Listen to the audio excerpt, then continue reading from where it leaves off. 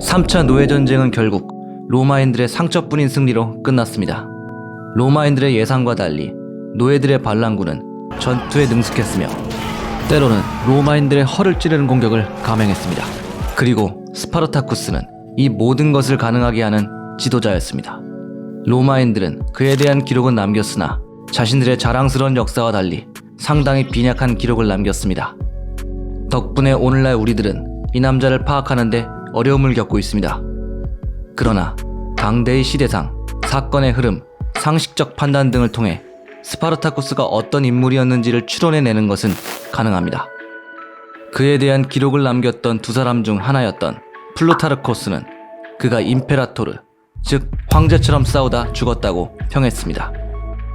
이번 시리즈는 노예들의 황제 스파르타쿠스와 그가 일으킨 3차 노예전쟁에 대해 이야기해보고자 합니다. 아시는 분들도 계시겠지만 스파르타쿠스는 스파르타 사람이 아닙니다. 스파르타쿠스는 스파르타와는 별 관련이 없는 트라키아 출신의 인물인데 이곳은 그리스 쪽에서 바르바로이, 즉 야만인이라 부르던 사람들이 살던 지역으로 당시에는 크게 문명화되지 않은 곳이었습니다. 그런데 이 지역에는 예전부터 스파르토코스라는 이름이 쓰여왔는데 이 이름은 동명의 왕과 왕조도 있을 정도로 고귀한 이름이었습니다. 그렇다면 이 이름을 가진 인물이 로마로 와서 로마인들에게 더 익숙한 스파르타쿠스로 바뀌어 불렸을 가능성이 있는 거죠. 또한 마케팅 차원에서 그의 소유주가 스파르타의 강인한 느낌을 살려 이 검투사에게 예명을 붙여준 거라는 의견도 있습니다. 한편 스파르타쿠스는 기록에 의하면 유목민 출신으로 알려져 있는데 현재는 그를 일반적인 유목민으로 보지 않는 것이 정설입니다. 왜냐하면 곧 이야기하겠지만 스파르타쿠스의 지휘관으로서의 능력은 일개 유목민이나 일개 검투사의 능력으로는 볼 수 없을 정도로 아주 훌륭했기 때문이죠. 그러니 왕년에 로마군 소속 군단병이었다거나 혹은 이민족 보조군이었다거나 아예 이민족 군대의 장교였다는 추측들이 유력하게 제기되고 있습니다. 또 그의 고귀한 이름을 다시 한번 생각해본다면 왕족이었을 가능성도 있습니다.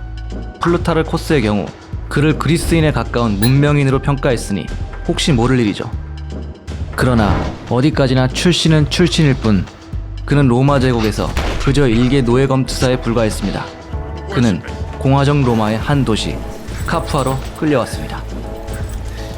로마가 제국으로 거듭나기 직전 공화정 말기의 시대에 카푸아는 바로 근처인 나폴리보다도 훨씬 번영하는 도시였습니다. 그리고 검투사들의 도시이기도 했습니다. 1년 365일 중 거의 360일 정도가 따스한 햇살이 내리쬐는 카푸아의 온화한 기후는 검투사들을 매일같이 훈련시키기 딱 좋은 조건이었습니다. 그런데 검투사의 도시로서 카푸아에 이 날씨보다 더 중요한 조건이 하나 있었는데 그것은 바로 수도 로마의 안전이었습니다. 수도 로마에서는 공화국 전체를 통틀어 가장 큰 규모의 검투대회가 자주 열렸습니다. 그런데 로마의 높으신 분들은 검투사 경기를 보는 것은 좋아했지만 이 검투사들을 로마 시내에 두는 것은 영 탐탁지 않아 했습니다. 만약에 검투사들이 로마에서 반란이라도 일으킨다면 한편의 지옥도가 펼쳐질 것이 뻔했으니까요. 결국 로마 밖에 이 혐오 시설들을 배치시켜야 했는데 마침 카푸아가 아피아 가드로 직접 연결되어 있어 검투사들을 수송하기 편했고 로마시로부터 200km 정도 떨어져 있어 안전하기까지 해서 그분들 보시기에 적당했습니다. 그리하여 카푸아는 검투사의 도시로 성장합니다. 그리고 이 도시의 한 검투사 훈련소에서 스파르타쿠스는 검투사가 되었습니다. 이곳은 200명 이상의 검투사들을 보유한 상당히 큰 규모의 훈련소로서 이 훈련소의 주인은 렌툴루스 바티아투스라는 라니스타였습니다. 한편 이곳에서 검투사가 된 스파르타쿠스의 병종은 무르밀로로 알려져 있습니다. 그렇다면 꽤나 큰 체격에 힘도 상당히 좋은 편이었을 것으로 추측할 수 있습니다. 그런데 트라키아인으로서 트라엑스를 했을 수도 있겠지만 이 경우 검투사들의 민족의식을 자극하여 반란이 일어날 수 있기 때문에 훈련소의 경영자가 그런 선택은 하지 않았을 것으로 보고 있습니다. 그리고 그의 나이는 대략 30살 언저리였던 것으로 파악되고 있고 애석하게도 검투사 시절의 전적은 알려져 있지는 않습니다. 다만 검투사들의 지도자로서 인정받은 점을 볼 때 실력이 좋은 편이었을 가능성이 높겠죠. 또 그에게는 같은 트라키아 출신 아내가 있었는데 노예가 결혼을 했다는 점으로 미루어 보아 그는 실력을 인정받아 특혜를 받은 것으로 추정할 수도 있습니다. 스파르타쿠스는 실력 좋은 검투사였을 가능성이 높습니다. 기원전 73년 봄, 스파르타쿠스를 비롯한 200여 명의 검투사들은 탈출을 모의합니다. 그런데 이 많은 수의 검투사들이 왜 이 반란에 동의하였는지 그 직접적인 원인은 알 수 없습니다. 분명 노예라고 다 탈출을 원하지는 않았을 것입니다. 누군가는 좋은 실력을 바탕으로 윤택한 삶을 보장받고 있었기 때문에, 또 누군가는 검투사로서 훈련소 탈출은 비겁한 짓이라고 생각하고 있었기 때문에 탈출을 원하지 않았을 것입니다. 또한 이 검투사들의 주인도 스파이를 싣는다든지 회유나 협박을 한다든지 등 여러가지 전략을 활용해 이들의 반란 의지를 부수고 있었을 게 뻔했겠죠.